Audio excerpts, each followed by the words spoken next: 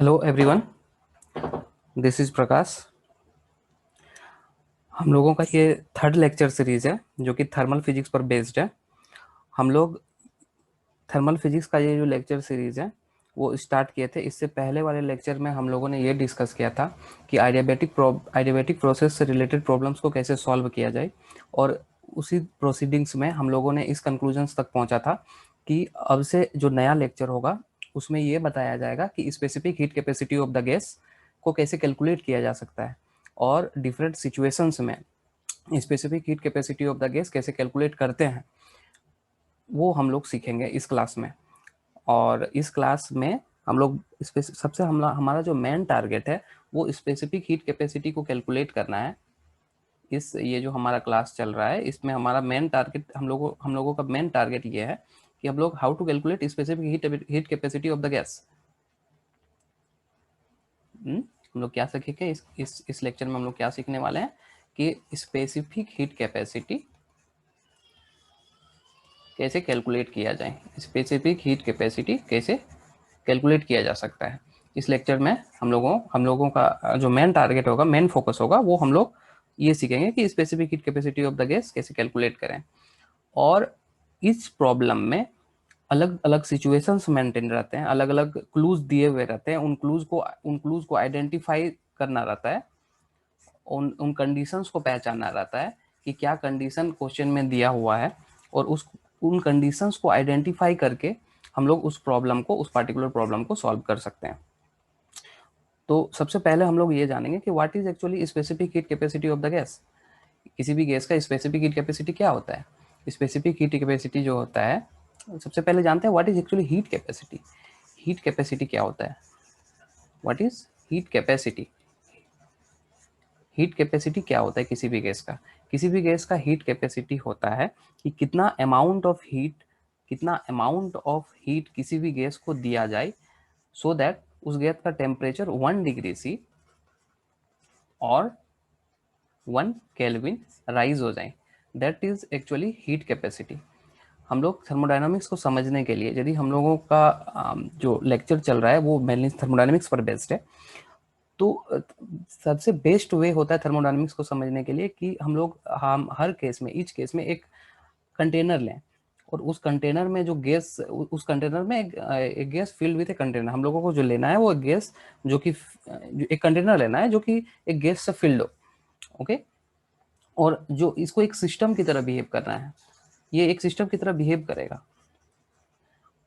और हमारा जितना भी सारा ऑपरेशंस होगा, जितने भी सारे चेंजेस होंगे वो सारे चेंजेस हमको हम लोगों को इस सिस्टम पे ऑब्जर्व करना है। ओके, सो कितना amount of heat, how much amount of heat it should be given, कितना अमाउंट ऑफ हीट इस इस गैसियस कंटेनर को दिया जाए सो दैट इस गैस का जो टेम्परेचर है वो 1 डिग्री सी राइज हो जाए या 1 केल्विन राइज हो जाए। इस गैस का जो टेम्परेचर है that is defined as actually heat capacity. और वो अलग अलग गैस का अलग अलग होता है। दैट कितना अमाउंट ऑफ हीट हम लोग उस गैस को दें कि उस गैस का टेम्परेचर 1 डिग्री सी या 1 केल्विन राइज हो जाए, that is actually defined as heat capacity. Okay, molar heat capacity, what is actually molar heat capacity?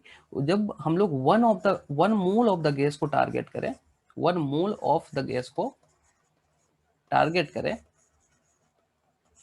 तो हमारा जो हीट कैपेसिटी होता है वो डिफाइन होता है specific molar heat capacity. Okay,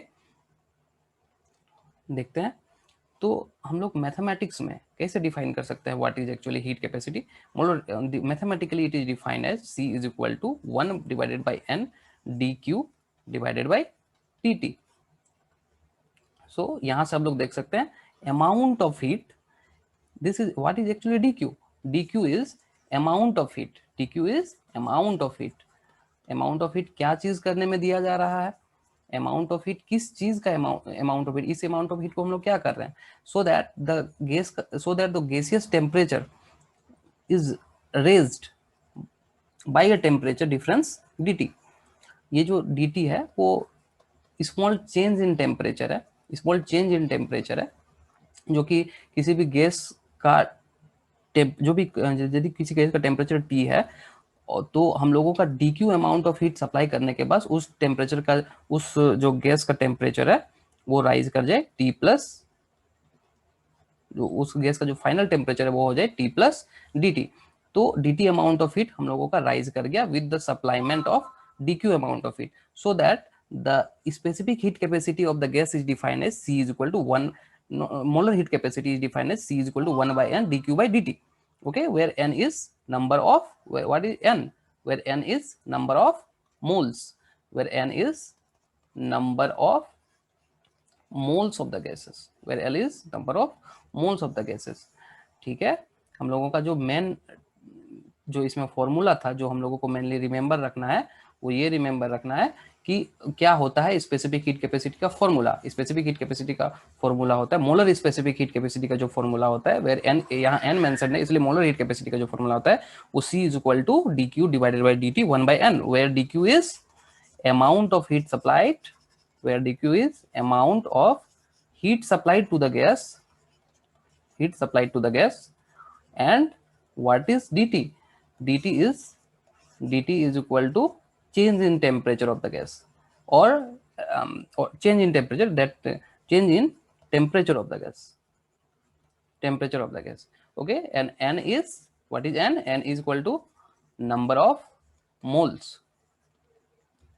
ठीक है, और इसमें जो और एक बात जो इसमें याद करने वाली चीज है वो ये है कि जब भी किसी थर्मोडायनामिकल प्रोसेस को हम लोग डील कर रहे हो तो हम लोगों का सारा ध्यान, हम लोगों का थर्मोडायनामिक्स का प्रॉब्लम तब बहुत इजी वे में सॉल्व हो जाएंगे जब हम लोग सिस्टम में एक कंटेनर लेंगे जो कि गैस से फिल्ड होगा, और हम लोगों का जो इमेजिनेशन है वो इमेजिनेशन इस बात पर टिक जाना चाहिए कि हम लोग जब सिस्टम की बात करें तो सिस्टम की बात, system what do mean by system, system मतलब हम लोग क्या ले रहे हैं, एक गैसियस कंटेनर ले रहे हैं जो कि गैस से फिल्ड है और इसमें सारा ऑपरेशंस कर रहे हैं, जैसे कि हम लोग डीक्यू अमाउंट ऑफ हीट इस पे सप्लाई कर रहे हैं, जैसे कि हम लोग डीक्यू अमाउंट ऑफ हीट इस पे सप्लाई कर रहे हैं, तो इस गैस का जो टेम्परेचर है वो dt अमाउंट से रेज कर रहा है। तो बेसिकली क्या है, बेसिकली ये है कि हम लोग हीट सप्लाई कर रहे हैं, डीक्यू अमाउंट ऑफ हीट किसी भी सिस्टम को दे रहे हैं, तो उस सिस्टम का जो टेम्परेचर है वो dt रेज कर गया है, ओके। तो उसी चीज का उसी गैसियस कैपेबिलिटी, दैट कि हाउ मच अमाउंट उस गैस का टेम्परेचर रेज करे, तो उस चीज का जो मेजरमेंट है that is actually measured by a term, a physical term that is defined as specific, that is defined as heat capacity, okay, and molar heat capacity when measured 1 mole of the gas, when measured for 1 mole of the gas, then that is defined as specific heat capacity। तो चलिए देखते हैं कि अलग अलग situations में हम लोग बहुत सारे, अभी करीब 2 से 3 सिचुएशंस आने वाले हैं, उन बहुत सारे सिचुएशंस में स्पेसिफिक हीट कैपेसिटी के फॉर्मूले को किस तरीके से अप्लाई किया जाए सो दैट हम लोग न्यूमेरिकल प्रॉब्लम को सॉल्व कर सके। ये जो न्यूमेरिकल, ये जो लेक्चर है ये पूरी तरीके से बेस्ड है उन सभी स्टूडेंट्स के लिए जो जेईई मेंस के प्रिपरेशन में लगे हैं, या फिर जितने भी हमारे कंट्री में जो फिजिक्स से रिलेटेड जो भी एग्जाम्स होते हैं उनके प्रिपरेशन में जो भी एस्पायरेंट्स लगे हैं उन सारे एस्पायरेंट्स को ये हेल्पफुल हो सकते हैं ये लेक्चर, ओके। बेसिकली ये जो हमारा लेक्चर सीरीज चल रहा है वो पीजीटी को फोकस करके है, या फिर जेईई मेंस को है, या फिर नीट के एस्पायरेंट्स को लेकर के है, जो जिन स्टूडेंट्स के लिए ये बेनिफिशियल प्रूव हो सकता है, ओके। तो देखते हैं कि इस क्वेश्चन को कैसे सॉल्व किया जा सकता है। तो इस क्वेश्चन में ये मेंशन्ड है कि ये एक पीवी डायग्राम दिया हुआ है, ये एक पीवी डायग्राम है, ये एक पीवी डायग्राम है जिसमें एक हाइपरबोलिक कर्व दिया हुआ है। हम लोग ये देख सकते हैं कि कौन सा कर्व है, ये एक हाइपरबोलिक कर्व है, ओके, ये एक हाइपरबोलिक कर्व है, रेक्टेंगुलर हाइपरबोला है, ये एक हाइपरबोलिक कर्व है, ओके। एंड सेकंड क्लू क्या दिया हुआ है, फर्स्ट थिंग नोट करने वाला कि ये जो चीज है ये पी और बी के बीच का प्लॉट है, not P and T, P and और बी एंड टी, नॉट, ये पीवी कर्व है, ओके, जिसको हम लोग इंडिकेटर डायग्राम बोलते हैं, एक पीवी कर्व है। सेकंड क्लू, ये एक हाइपरबोलिक कर्व है, हाइपरबोलिक कर्व यदि पीवी डायग्राम में होता है तो that hyperbolic curve can be either isothermal और that can be adiabatic, okay, that can be isothermal or that can be adiabatic। so अब हम लोग देखेंगे कि दूसरा क्लू क्या है। दूसरा क्लू ये है कि यहाँ पर जो रिलेशन दिए हुए हैं पी और बी के बीच का, तो वो जो रिलेशन है वो P is equal to K divided by V to the power gamma. Okay, वो जो रिलेशन है वो क्या दिया हुआ है, P is equal to K divided by V to the power gamma, जो कि ये रिलेशन से हमको क्या पता चल रहा है, इस क्लू से हमको ये पता चल रहा है कि हमारा जो प्रोसेस है, हमारा जो थर्मोडायनामिकल प्रोसेस है, वो कौन सा प्रोसेस है, क्या ये आइसोथर्मल है? नहीं, ये आइसोथर्मल नहीं है। ये कौन सा प्रोसेस है? ये क्लियरली मेंशन्ड है कि ये एक आइडियाबैटिक प्रोसेस है, आइडियाबैटिक प्रोसेस है। और कैसे पता चला ये एक आइडियाबैटिक प्रोसेस है? बिकॉज आइडियाबैटिक प्रोसेस में जो प्रेशर और वॉल्यूम के बीच का रिलेशन होता है वो P V to the power gamma is equal to constant होता है। ये वही सेम टू सेम रिलेशन यहाँ पर मेंशन्ड है। तो यहाँ से हम लोग ये आइडेंटिफाई कर सकते हैं इन सारे क्लूज से। क्वेश्चन में ये मेंशन नहीं था कि ये एक आइडियाबैटिक प्रोसेस है, ये मैंने यहाँ पर लिख करके रखा है, बट क्वेश्चन में ये मेंशन था कि एक पीवी डायग्राम दिया हुआ है, एक रेक्टेंगुलर हाइपरबोला दिया हुआ है और पी और बी के बीच का रिलेशन दिया हुआ है। इतने में से आप लोगों को आइडेंटिफाई करना है कि क्या हो सकते हैं इस क्वेश्चन के इस क्वेश्चन को सॉल्व करने का तरीका आप लोगों को फाइंड आउट करना है एक्चुअली। तो यहाँ यहाँ इतने सारे क्लूज में से हम लोगों ने ये आइडेंटिफाई किया कि ये एक आइडियाबैटिक प्रोसेस है। ओके, ये एक इतने सारे क्वेश्चंस में से हम लोगों ने ये आइडेंटिफाई किया ये एक adiabatic question है। So for an adiabatic process, C comes out to be zero. C comes out to be zero. किसी भी adiabatic process के लिए C जो होता है स्पेसिफिक हीट कैपेसिटी का वैल्यू जीरो होता है। क्यों ये जीरो होता है? हम लोग कैसे मान लें कि ये इस adiabatic प्रोसेस, किसी भी adiabatic प्रोसेस में C का वैल्यू कैसे जीरो होता है? किसी भी adiabatic प्रोसेस में C का वैल्यू कैसे जीरो होता है? तो किसी भी adiabatic प्रोसेस में C का वैल्यू जीरो होता है। पहले हम लोग जानेंगे कि आइडियाबैटिक प्रोसेस में C का वैल्यू क्यों जीरो होता है। हम लोग C अभी थोड़ी देर पहले पढ़े कि C का जो फॉर्मूला है वो डिफाइंड है, C is equal to dq by dt 1/n। Okay, तो किसी भी आइडियाबैटिक प्रोसेस में जो हमारा इससे पहले का लेक्चर है उसमें ये मैंने पढ़ाया था, हम लोगों ने पढ़ा था कि dq is equal to zero for an adiabatic process, heat supply to the gas. Imagination को हम लोग ऐसे भी डेवलप कर सकते हैं कि कोई भी गैस है जो कि किसी कंटेनर में फील्ड है, तो इसमें जो हीट सप्लाइड है वो जीरो है। उस कंटेनर में जो हीट सप्लाइड है वो जीरो है। तो हम लोग क्या जान सकते हैं कि वो जो प्रोसेस है वो कौन सा प्रोसेस है? वो प्रोसेस एक एडियाबैटिक प्रोसेस है। तो हम लोगों का जितना क्लू दिया हुआ है क्वेश्चन में, उस क्लू से हम लोग ये आइडेंटिफाई कर सकते हैं इजीली कि ये जो प्रोसेस है हमारा, ये कौन सा प्रोसेस है? एक एडियाबैटिक प्रोसेस है। सो हमारा जो specific heat capacity of the gas होगा वो जीरो होगा। ओके, सो इतने सारे ऑप्शंस में ए नहीं हो सकता है because it is specific heat capacity at constant pressure. तो बी नहीं हो सकता because it is specific heat capacity at constant volume which comes out to be a fixed number, okay, not zero. So जो हमारा option होगा वो D option सही होगा, जो कि स्पेसिफिक हीट कैपेसिटी जो होगा वो उस सिस्टम का क्या होगा? उस सिस्टम का स्पेसिफिक हीट कैपेसिटी जीरो होगा। ये हमारा आंसर होगा। तो इस तरीके से हम लोग स्पेसिफिक हीट कैपेसिटी के से रिलेटेड जितने भी सारे प्रॉब्लम्स हैं उसको सॉल्व कर सकते हैं। नेक्स्ट हमारा मेन टारगेट क्या है, हम लोग कैसे सॉल्व कर सकते हैं? हम लोग इस चीज को समराइज करेंगे कि हम लोग कैसे इस टाइप के प्रॉब्लम को सॉल्व कर सकते हैं। हमारा जो फर्स्ट टारगेट था वो ये टारगेट था कि हम लोगों को क्लूज फाइंड आउट करने हैं कि इस क्वेश्चन में क्या क्लूज दिए हुए हैं। इस क्वेश्चन को सॉल्व करने के लिए कंडीशंस देखने होते हैं कि ये इस क्वेश्चन को सॉल्व करने के लिए क्या कंडीशंस हैं। इस क्वेश्चन को सॉल्व करने के हम लोगों को क्या आना चाहिए? हम लोगों को मैथमेटिकल फॉर्मूला आना चाहिए इससे related. Okay, must should be remembered. Okay, mathematical formula आना चाहिए इसको सॉल्व करने के लिए। ओके, और क्या आना चाहिए इसको सॉल्व करने के लिए? और आना चाहिए कि हम लोगों को बिल्कुल याद होना चाहिए कि ये जो प्रोसेस है, ये जो ग्राफ है वो किस चीज का ग्राफ है। ओके, ये किस प्रोसेस का ग्राफ है? ये जो प्रोसेस है, ये रेक्टेंगुलर हाइपरबोलिक कर्व जो हमारा दिया हुआ है, इससे हम लोगों को ये आसानी से पता कर सकते हैं कि ये कौन सा प्रोसेस है। ये एडियाबैटिक, ये एक कौन सा प्रोसेस है? ये एक एडियाबैटिक प्रोसेस है। ओके, ये एक एडियाबैटिक प्रोसेस है, ये एक एडियाबैटिक प्रोसेस है। सो हमारा जो स्पेसिफिक हीट कैपेसिटी का वैल्यू होगा वो जीरो होगा। तो इस तरीके से इस टाइप के प्रॉब्लम को हम लोग सॉल्व कर सकते हैं। देखिए, किसी भी क्वेश्चन को सॉल्व करने का बेस्ट वे होता है, यदि आप फिजिक्स में किसी क्वेश्चन को सॉल्व कर रहे होते हैं तो उसका बेस्ट वे होता है कि किसी एक प्रॉब्लम को आपको उठाना पड़ता है। कभी भी जब आप फिजिक्स पढ़ रहे हो, फिजिक्स के प्रॉब्लम सॉल्व कर रहे हो, तो उसका बेस्ट वे होता है कि एक प्रॉब्लम को उठाया जाता है। एक प्रॉब्लम को उठाइए और उस एक प्रॉब्लम में जितने सारे क्लूज छिपे हुए हैं, जितने सारे कंडीशंस हैं, जितने सारे कंसेप्ट्स हैं, ओके, जितने सारे कंसेप्ट हैं, उन सारे कंसेप्ट्स को एक ही बार में क्लियर कर लीजिए कि इससे ये क्या क्या हो सकता है। जैसे इससे इस क्वेश्चन से, ये सिर्फ क्वेश्चन नहीं है, एक्चुअली एक्चुअली ये बहुत सारे कंसेप्ट्स को क्लियर कर रहा है, हमारा बहुत सारा कंसेप्ट इससे क्लियर हुआ कि हम लोगों को फाइंड आउट करना था एक्चुअली क्या, हम लोगों को फाइंड आउट करना था स्पेसिफिक हीट कैपेसिटी, इस प्रोसेस का स्पेसिफिक हीट कैपेसिटी क्या होगा।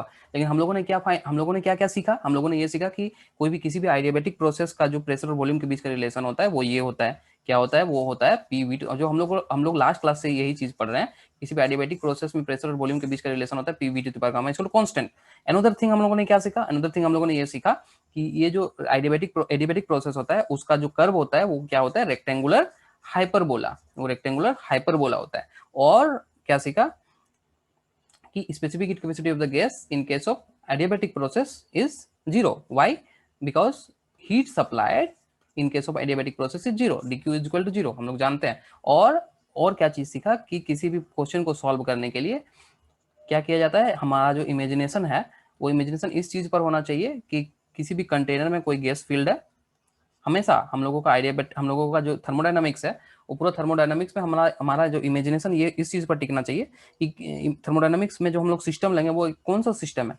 एक्चुअली जो सिस्टम है वो गैस एक गैसियस कंटेनर को हम लोग सिस्टम की तरह बिहेव करेंगे, सिस्टम की तरह बिहेव करता है जिस पर हमारा सारा ऑपरेशन फॉलो होता है। ओके, हम लोग अब नेक्स्ट क्वेश्चन की तरफ आगे बढ़ेंगे। उम्मीद है आपने ये कंसेप्ट सीख लिया होगा। ओके, हमारा जो नेक्स्ट क्वेश्चन है, देखते हैं हमारा नेक्स्ट क्वेश्चन क्या है। तो हम लोगों ने जाना कि स्पेसिफिक हीट कैपेसिटी का जो मेन फॉर्मूला होता है, मोलर हीट कैपेसिटी, यहाँ जो बोर्ड में मेंशन्ड है वो है specific heat capacity, molar specific heat capacity. Okay, तो हमारा मेन फॉर्मूला वो ये है, ये बिल्कुल याद रहना चाहिए कि ये मोलर स्पेसिफिक हीट कैपेसिटी का फॉर्मूला होता है। ओके, तो मोलर हीट कैपेसिटी जो होता है वो एट कांस्टेंट प्रेशर हो सकता है, एट कांस्टेंट वॉल्यूम हो सकता है। Molar heat capacity at constant pressure, what does it mean, इसका मतलब क्या है। Molar heat capacity, molar specific heat capacity जो है हमारा वो कांस्टेंट प्रेशर में हो सकता है और कांस्टेंट वॉल्यूम में हो सकता है। इसका मतलब क्या, इसका मतलब ये है कि हम लोग जो अभी इमेजिनेशन अपना डेवलप किए थे, ये जो इमेजिनेशन है हमारा किस चीज का, ये जो थर्मोडायनेमिकल सिस्टम को लिया गया है, उस थर्मोडायनेमिकल सिस्टम में हम लोग हीट सप्लाई कर रहे हैं। Specific heat capacity means what, हम लोगों ने पहले ही लेक्चर में डिस्कस किया कि स्पेसिफिक हीट कैपेसिटी का मतलब क्या होता है। हीट सप्लाई करते हैं, उसमें कितना अमाउंट ऑफ टेम्परेचर रेज करता है। तो हम लोग जो हीट सप्लाई कर रहे हैं इस गैस में, वो किस तरीके से हीट सप्लाई कर रहे हैं, यदि इस गैस का प्रेशर को, इस गैस में कितने टाइप के थर्मोडायनेमिकल वेरिएबल्स हैं। ये थर्मोडायनेमिकल वेरिएबल्स हैं pressure, volume and temperature. Okay, ये जो थर्मोडायनेमिकल वेरिएबल है वो है प्रेशर, वॉल्यूम एंड टेम्परेचर। तो यदि हम लोग डीक्यू अमाउंट ऑफ हीट इस पे सप्लाई करते हैं तो क्या कंडीशंस है। कंडीशन ये है कि यदि इस गैस को, इस गैसियस कंटेनर को डीक्यू अमाउंट ऑफ हीट हम लोग सप्लाई कर रहे हैं, DQ amount of heat supply कर रहे हैं, तो उस गैस का प्रेशर कांस्टेंट रहना चाहिए। तब जो स्पेसिफिक हीट कैपेसिटी आता है उसको हम लोग बोलते हैं specific heat capacity at constant pressure. और similarly specific heat capacity of constant volume किसको बोलेंगे, बता सकते हैं कि यदि यही गैस हो और इस गैस का जो कि फील्ड है गैस से, और इस गैस का यदि वॉल्यूम, एक थर्मोडायनेमिकल पैरामीटर वॉल्यूम भी है, तो यदि इस गैस का वॉल्यूम फिक्स्ड हो और हम लोग हीट सप्लाई करें, डीक्यू अमाउंट ऑफ हीट यदि सप्लाई करें उस गैसियस कंटेनर को, तो हमारा जो हीट कैपेसिटी है वो specific heat capacity at constant volume कहलाएगा। और यहाँ पर जो dq बाई dt है, मैथमेटिकली हम लोग ये डिस्कस कर सकते हैं, dq by dt eight constant pressure. ये मैथमेटिक्स से ये डिफरेंशियल फॉर्म है एक्चुअली, इसको याद रखना चाहिए, इसको तो याद रहना ही चाहिए। मेनली दो फॉर्मूले तो याद रहने चाहिए, specific heat capacity at constant pressure में यहाँ पर जो यहाँ पर विथ रेस्पेक्ट टू p होता है and with respect to v होता है, volume constant, this is pressure constant, this is volume constant, where n is what, where n is number of mole of the gas. Okay, देखते हैं हमारा discussion आगे बढ़, हम लोग अपना डिस्कशन आगे बढ़ा रहे हैं। ओके,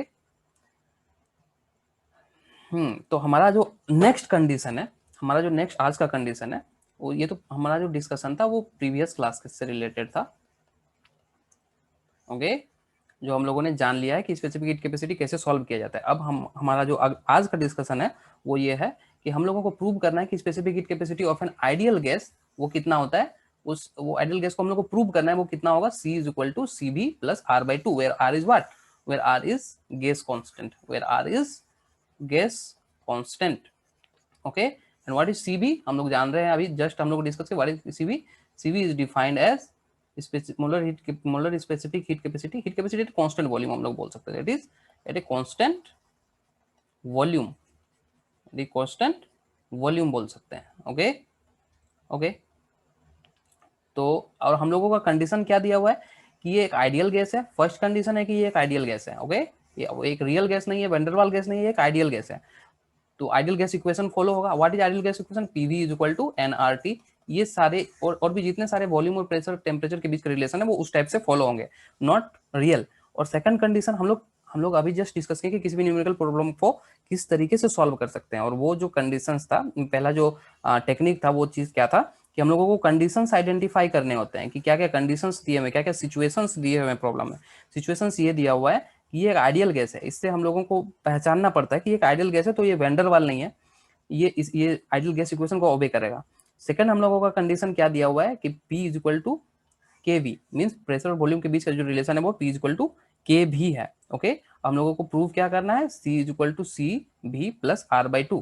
तो देखते हैं इसको कैसे सॉल्व किया जाए, कैसे सॉल्व किया गया है देखते हैं।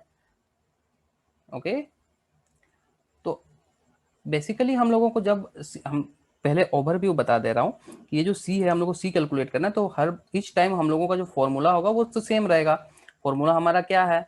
हमारा जो फॉर्मूला है वो ये है, स्पेसिफिक हीट कैपेसिटी के लिए 1/n is equal to D Q by D T, 1/n C is equal to 1/n D Q by D T. ये फॉर्मूला तो सेम रहेगा। तो हम लोग जरा सा डिस्कस कर लें यदि इस प्रॉब्लम को कि हम लोगों का क्या दिया हुआ है, आइडियल गैस इक्वेशन दिया हुआ है। चलो मान लिया हम लोगों ने आइडियल गैस इक्वेशन दिया हुआ है, यदि और सेकंड कंडीशन क्या दिया हुआ है? P is equal to K we. यदि ये हमारा यदि ये दिया हुआ है हमारा कंडीशन, नेक्स्ट कंडीशन यदि हमारा ये है, तो इससे हम लोग क्या कर सकते हैं? प्रेशर और वॉल्यूम के बीच का रिलेशन दिया हुआ है, हम लोग का जो ये प्रोसीडिंग होगा वो कुछ इस तरीके से होगा, that D Q is equal to what, from the first law of thermodynamics, D W plus D U. हम लोग ये चीज जानते हैं।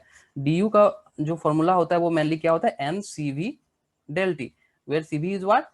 सी V is specific heat capacity at constant volume, at constant volume हम लोगों ने अभी डिस्कस किया। And what is dw? Work done by the gas. What is dw? That is work done, work done, that is work done, that is work done, work done by the gas. Okay, work done by the gas dw है। तो हम लोगों का target क्या है कि इन जैसे dq by dt हम लोगों को मेनली इस फॉर्मूला में क्या निकालना है? 1/n dq बाई dt निकालना है।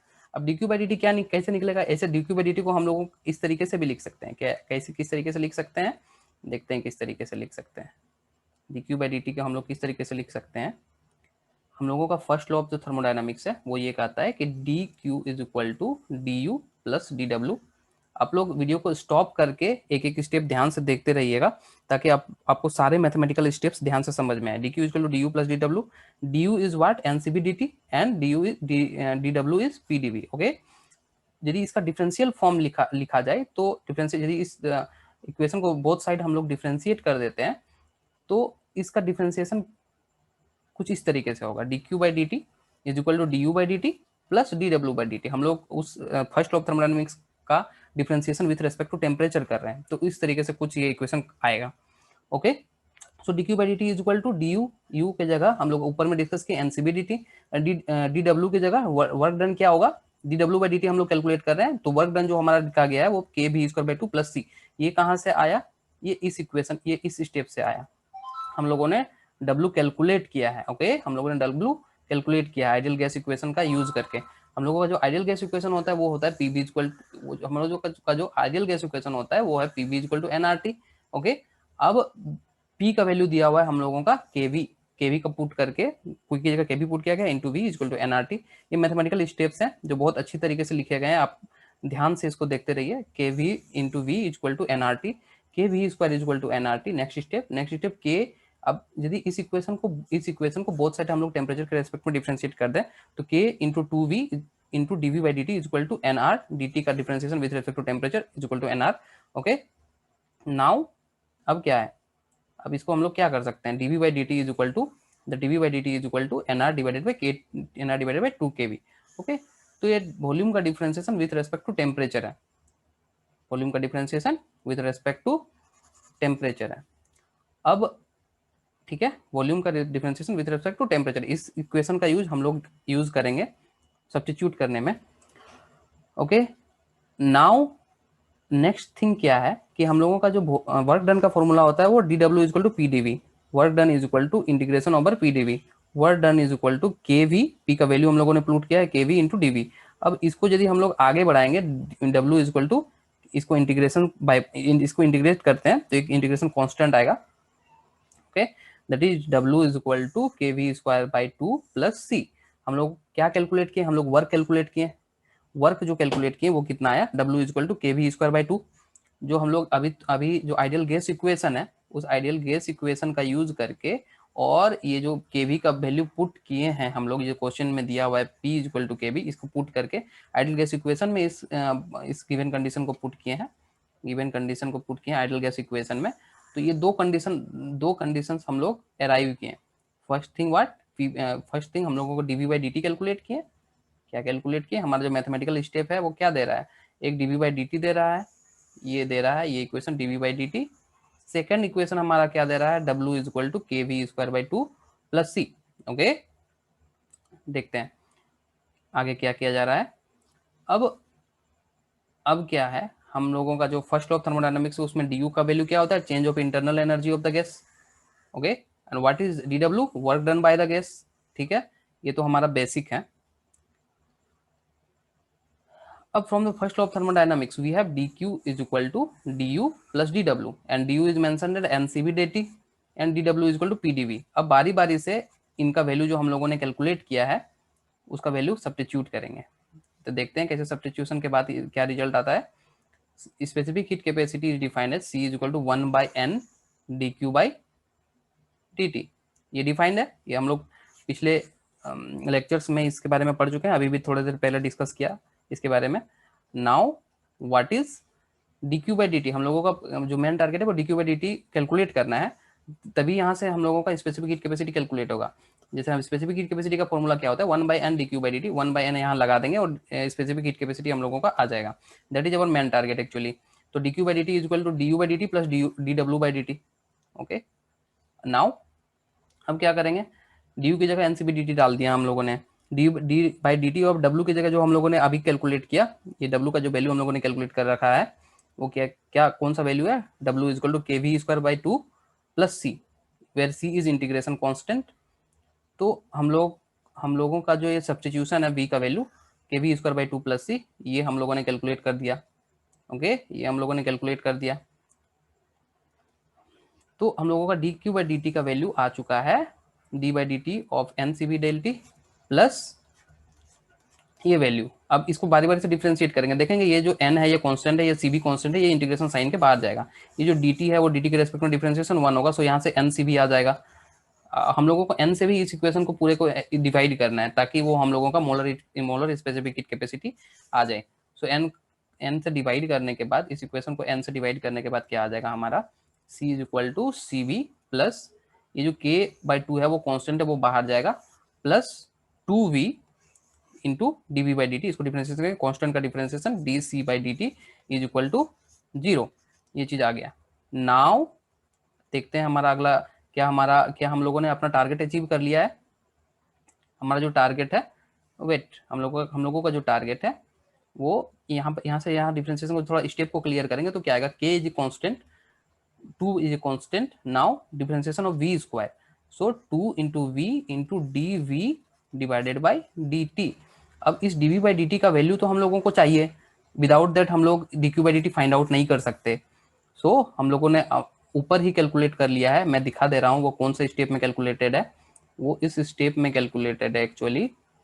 वो D V by D T यहाँ से हम लोगों ने कैलकुलेट कर रखा है, D V by D T is equal to N by 2 N R by 2 K V. Okay, इसका वैल्यू और इस चीज का वैल्यू सब्स्टिट्यूट करने के बाद हम लोग specific heat capacity, molar specific heat capacity को कैसे कैलकुलेट किया जाए वहां तक अचीव कर सकते हैं। ओके, देखते हैं। तो with the proper substitution of dv by dt, it comes out to be c is equal to cv plus k by 2 2v nr by 2v। Okay, तो हमारा जो फाइनल रिजल्ट है वहां तक हम लोग अचीव कर चुके हैं कि specific heat capacity, molar specific heat capacity जो है मोलर स्पेसिफिक हीट कैपेसिटी जो है वो है CV प्लस R/T, जो हम लोगों का टारगेट था वो हम लोगों ने प्रूव कर लिया है। तो हम लोगों ने देखा, इससे हम लोगों ने क्या सीखा, इससे हम लोगों ने ये सीखा कि यदि किसी भी क्वेश्चन में कंडीशंस दिए, हम लोगों को आइडेंटिफाई करना रहता है कि व्हाट इज द कंडीशंस इस क्वेश्चंस में ये दिए हुए थे कि P is equal to KV, P is equal to KV. दूसरा कंडीशन हम लोगों का ये दिया हुआ था, P is equal to KV first condition. दूसरा कंडीशन हम लोगों को ये दिया हुआ था कि आइडियल गैस इक्वेशन है। सो आइडियल गैस इक्वेशन के जितने सारे इक्वेशन है उसको हम लोग अप्लाई कर सकते थे। ओके, और हम लोगों को ये जानना होता है कि du is equal to NCV dt। What is actually du? du is internal energy change of the thermodynamical gas. Okay, और thermodynamical first law of thermodynamics जो हमारा है dq is equal to du plus dw, उस चीज को apply करके हम लोग इजी वे में क्या कैलकुलेट कर सकते हैं, हम लोग कैलकुलेट कर सकते हैं specific heat capacity of the gas. ठीक है, तो हम लोगों ने ये सीखा अपने दूसरे क्वेश्चन में कि कैसे स्पेसिफिक हीट कैपेसिटी के क्वेश्चन को प्रूव किया जा सकता है।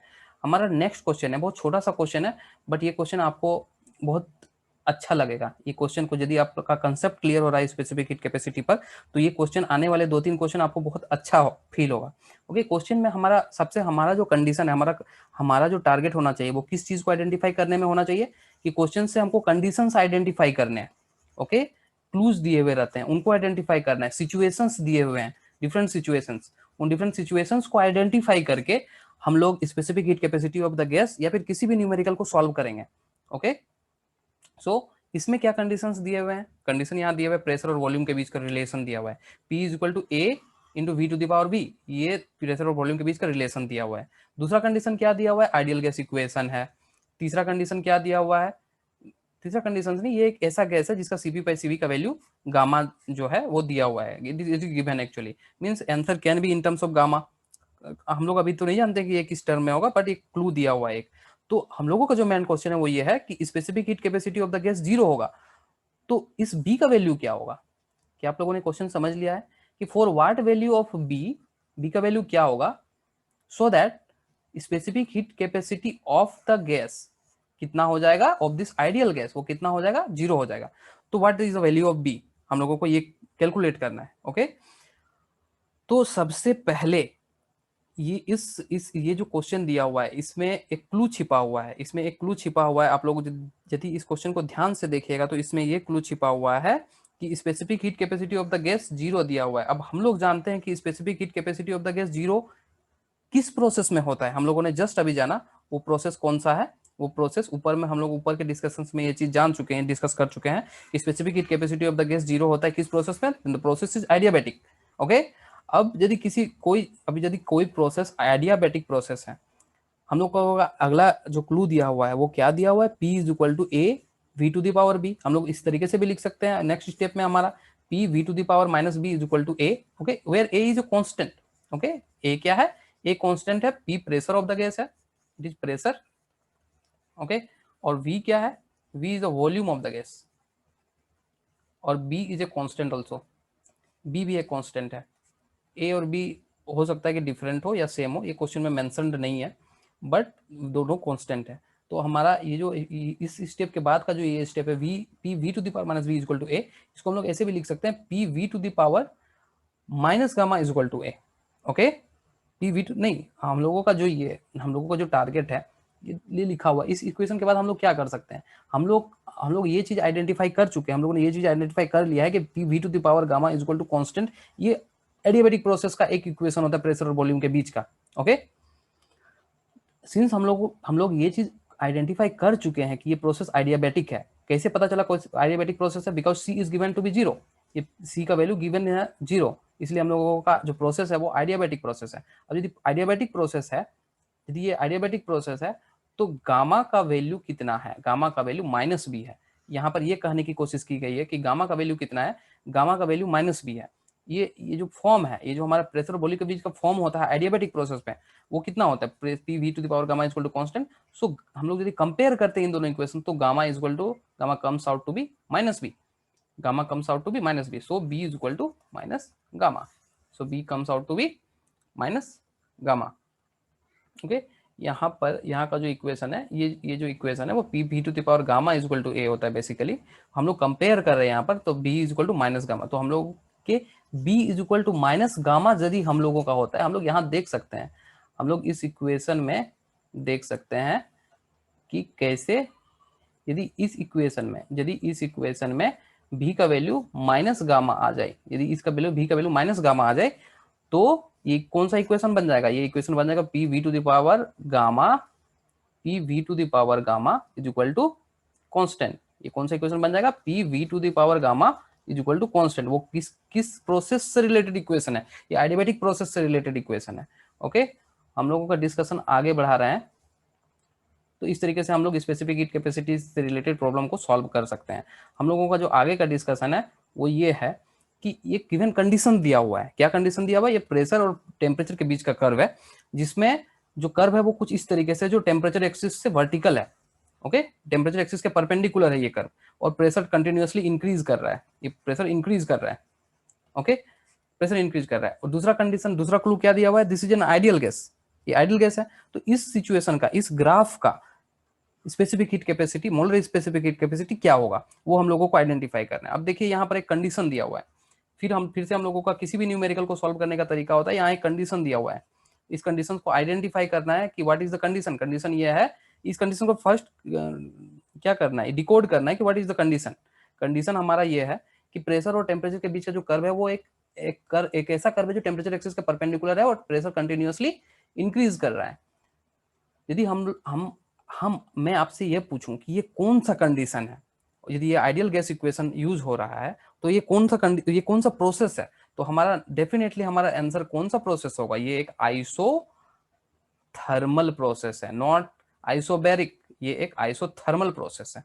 कैसे पता चला आइसोथर्मल प्रोसेस है, बिकॉज टेम्परेचर एक्सिस के परपेंडिकुलर कर्व, टेम्परेचर एक्सिस के परपेंडिकुलर कोई भी कर्व होता है, टेम्परेचर एक्सिस के परपेंडिकुलर कोई भी कर्व होता है, तो और यदि वो टेम्परेचर एक्सिस के परपेंडिकुलर है, तो वो कौन सा, यदि एक आइडियल गैस इक्वेशन यूज हो रहा है, तो वो कौन सा प्रोसेस है, वो प्रोसेस है आइसोथर्मल। बिकॉज आइसोथर्मल प्रोसेस में क्या होता है, आइसोथर्मल प्रोसेस में temperature remains constant with the change of pressure जो कि हमारा इंक्रीज कर रहा है। टेम्परेचर, प्रेशर इंक्रीज करे या वॉल्यूम इंक्रीज करे या कोई भी थर्मोडायनेमिकल वेरिएबल इंक्रीज करे या डिक्रीज करे, चेंज हो, लेकिन temperature of the system must be constant. So हमारा जो ये प्रोसेस है वो कौन सा प्रोसेस है, आइसोथर्मल प्रोसेस है। अब हम लोग जानते हैं कि अब हम लोग कैलकुलेट करने की कोशिश करेंगे कि सी का वैल्यू क्या होगा। सी हमारा डिफाइंड क्या है, हमारा जो सी डिफाइंड है वो ये डिफाइंड है, देखते हैं सी क्या डिफाइंड है भाई। हम लोगों का सी क्या डिफाइंड है, हम लोगों का जो सी डिफाइंड है वो क्या डिफाइंड है, सी डिफाइंड है, सी इज इक्वल टू, हम लोग तभी से इससे हम लोगों ने जब से अपना डिस्कशन स्टार्ट किया है तब से हम लोगों ने ये प्रोसेस, इस फॉर्मूले को सीखा है। और यदि temperature of the process is constant, यदि टेम्परेचर कांस्टेंट है तो dt का वैल्यू क्या आ जाएगा, dt का वैल्यू 0। बिकॉज यदि टेम्परेचर पूरे सिस्टम में, यदि किसी भी थर्मोडायनेमिकल प्रोसेस का प्रेशर चेंज कर रहे हैं, प्रेशर यदि चेंज हो रहा है, यदि प्रेशर चेंज कर रहा है उस गैस का, और टेम्परेचर किसी भी स्टेट में T है, T1 है, और वॉल्यूम और प्रेशर के चेंज होने के बाद भी यदि उसका टेम्परेचर T1 ही रहेगा, because temperature is supposed to be constant in case of isothermal process, तो then if temperature is constant तो चेंज ऑफ टेम्परेचर कितना हो जाएगा, चेंज ऑफ टेम्परेचर 0 होगा, बिकॉज टेम्परेचर में तो कोई चेंज ही नहीं हो रहा है। यदि टेम्परेचर में चेंज नहीं हो रहा है तो C इज इक्वल टू क्या हो जाएगा, यहाँ से हम लोग बोल सकते हैं C क्या हो जाएगा, C इनफाइनाइट हो जाएगा। तो हम लोग ये याद भी रख सकते हैं, हम लोग सब जान सकते हैं इस चीज को, एक कंक्लूजन बना के याद भी रख सकते हैं स्पेसिफिक हीट कैपेसिटी के, अपने नोट्स में आप लोग लिख सकते हैं कि C is equal to infinite for isothermal process. Isothermal process में C का वैल्यू कितना होता है, इनफाइनाइट होता है। इसका मतलब क्या हुआ, what is its physical meaning, इसका फिजिकल मीनिंग ये है कि इनफाइनाइट अमाउंट ऑफ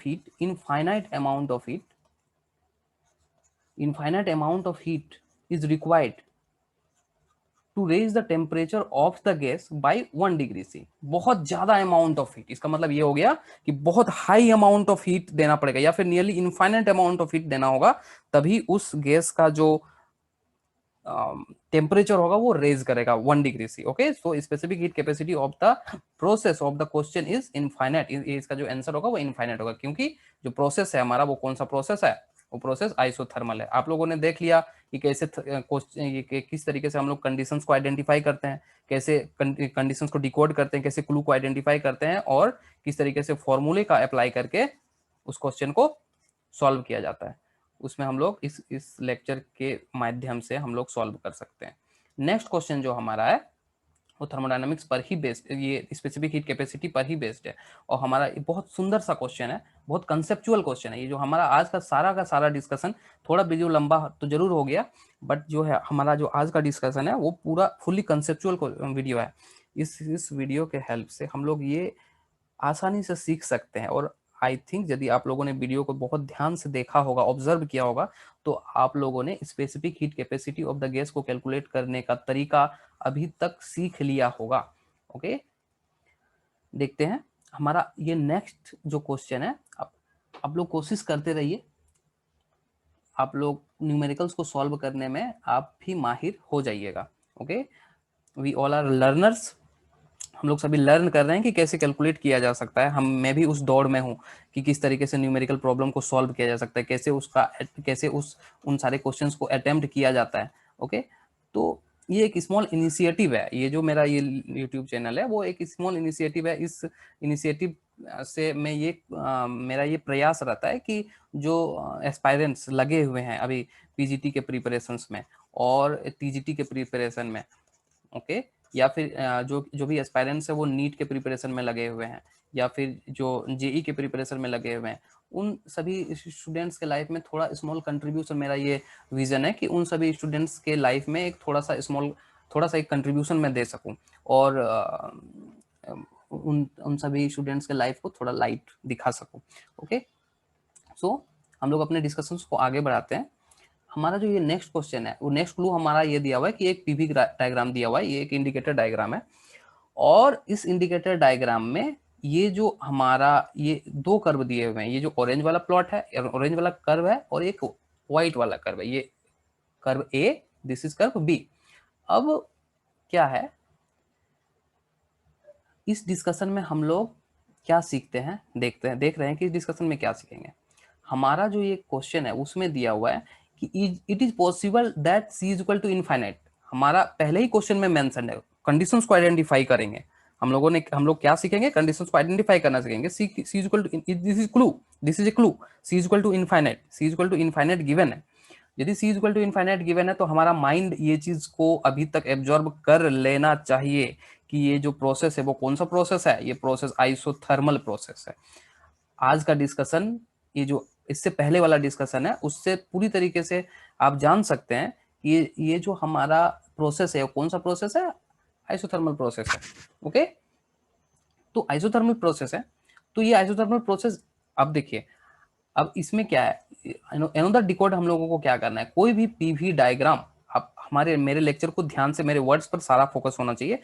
किसी भी पीवी डायग्राम में यदि दो प्लॉट गिवन है, ओके, तो कौन सा प्रोसेस आइसोथर्मल होगा, क्या है वो ए प्रोसेस है वो आइसोथर्मल होगा, वो या फिर बी प्रोसेस है वो आइसोथर्मल होगा।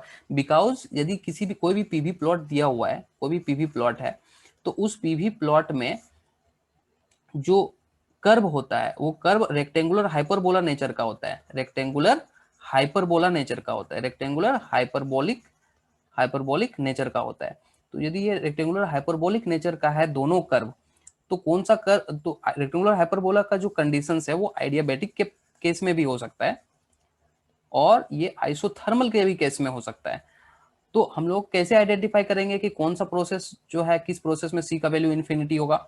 ओके, सी का वैल्यू इन्फिनिटी किस केस में होगा, हम लोगों का जो ये ए प्रोसेस होगा वो उसमें सी का वैल्यू इन्फिनिटी होगा। कैसे a process can be correct, ये ए प्रोसेस जो होगा हम लोगों का सी का वैल्यू इन्फिनिटी होगा। क्यों होगा, because it is isothermal process. Why it is isothermal process, because ये जो कर्व है,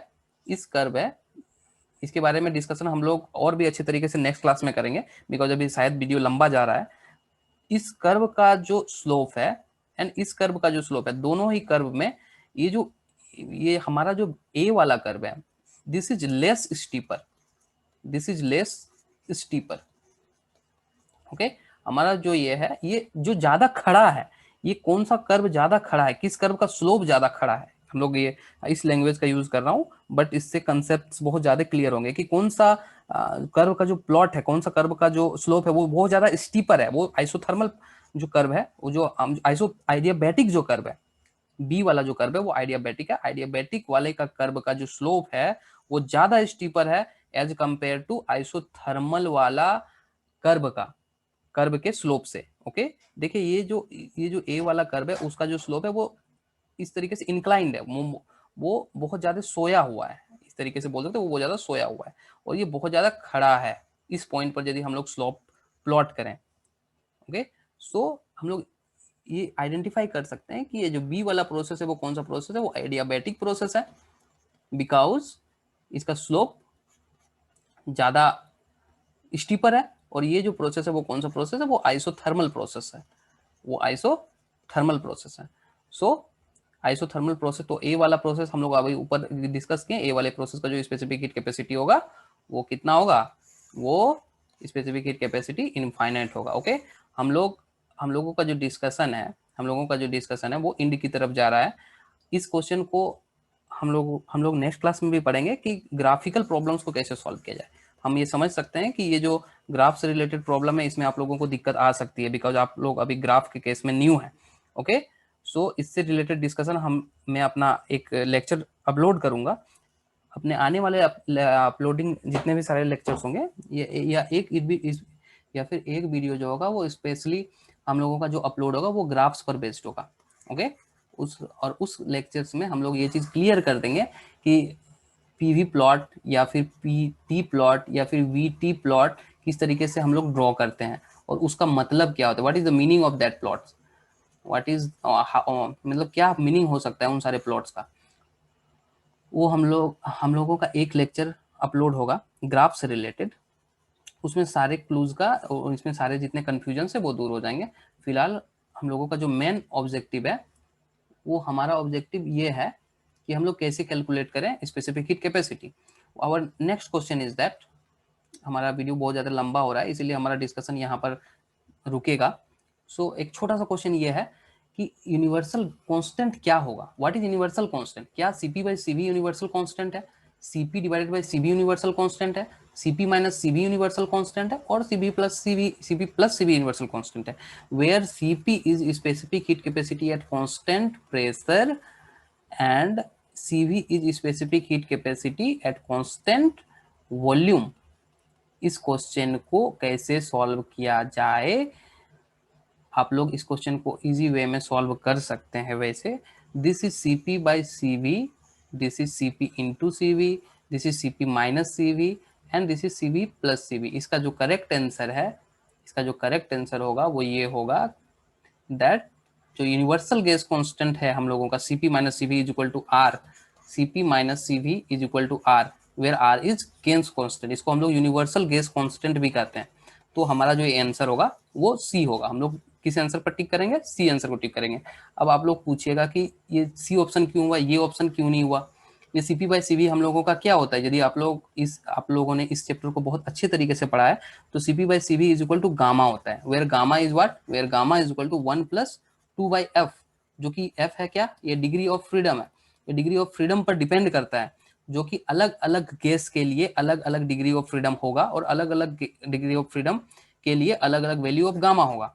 तो अलग अलग वैल्यू ऑफ गामा, तो different nature of the gas के लिए डिफरेंट वैल्यू ऑफ गामा होगा, so different value of CP by CV होगा। so it cannot be universal constant, it cannot be universal constant, it cannot be universal constant since it is an ये single option है, ये जो question है वो single option था, only one is correct. Okay, ये multiple answer question नहीं था। सो हमारा जो ये ऑप्शन होगा, करेक्ट ऑप्शन होगा, वो CP by CV is equal to क्या होगा, CP by CV is equal to R, जो कि है universal gas constant. Okay, so हमारा लास्ट क्वेश्चन है ये, जो आजकल लेक्चर काफी ज्यादा लंबा हो चुका है, तो हम लोग अपने डिस्कशन को अब समराइज करेंगे और एक इंड की तरफ हमारा डिस्कशन जा रहा है। तो हम लोग देखेंगे कि ये इस क्वेश्चन का मतलब क्या है। ये एक गैस दिया हुआ है, थोड़ी स्पीड से अपनी वीडियो को थोड़ा स्पीड देंगे।